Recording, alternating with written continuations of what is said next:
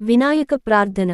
శుక్లాం వరదరం విష్ణుం శశివర్ణం చతుర్భుజం ప్రసన్న వదనం ధ్యాయేత్ సర్వ విఘ్నోపశాంతయే అగజానన పద్మార్కం గజానన మహర్నిశం అనేకదంతం భక్తానాం ఏకదంతం ఉపాస్మహే. భావం. శ్వేత వస్త్రధారి, చంద్రకాంతితో శోభిల్లువాడు, 4 భుజములు గలవాడు, ప్రశాంత వదనంతో రంజిల్లువాడు అగు గణపతి దేవుని సర్వవిఘ్నములు తొలగుటకై ధ్యానించుచున్నాను. సరస్వతీ ప్రార్థన. సరస్వతీ నమస్తుభ్యం వరదే కామరూపిణి విద్యారంభం కరిష్యామి సిద్ధిర్భవతు మే సదా. పద్మపత్ర విశాలాక్షి పద్మకేసర వర్ణిని నిత్యం పద్మాలయా దేవీ సా మాం పాతు సరస్వతి. ఓ సరస్వతీదేవి, నీ కొరకు నమస్కారము. వరములు ఇచ్చడిదానా, చక్కని రూపము గలదానా, విద్యను ప్రారంభించుదును. నాకు ఎల్లిప్పడూ ఈ విద్య సిద్ధించుట అగుగాక.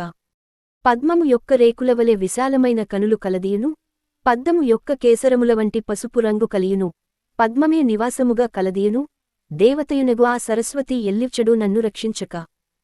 గురు బ్రహ్మ, గురు విష్ణు, గురు దేవో మహేశ్వరః, గురు సాక్షాత్ పరబ్రహ్మ, తస్మై శ్రీ గురవే నమః. విద్యను నేర్పి విజ్ఞానం, వివేకం నింపి నాగరికత నేర్పించి, మన జీవితానికి అర్థం తెలిపి, మనకు విలువను పెంచి మన జీవితంలో మానవత్వపు వెలుగులు నింపేవారే గురువు.